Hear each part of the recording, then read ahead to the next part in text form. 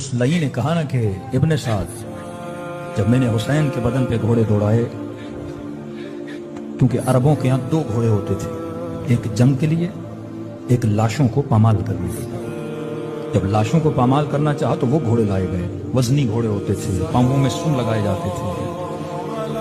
तो फख्र से कहने लगा, इब्ने साद, जब मैंने घोड़े दौड़ाए तो मैंने कानों से हुसैन की पसलियों के टूटने की आवाजें सुनी।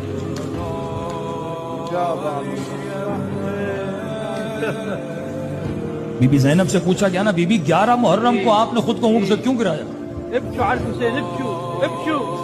फरमाती है, मैं देख रही थी कि सजाद अपने बाबा को देख रहा है।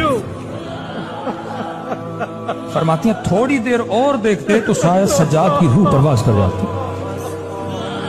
चेहरा दूध की तरह सफेद हो गया था। तो मैंने खुद को ऊंट से गिराया ताकि सजाद की तवज्जो बाबा के बदन से हटे और बुफी की तरफ आ जाए।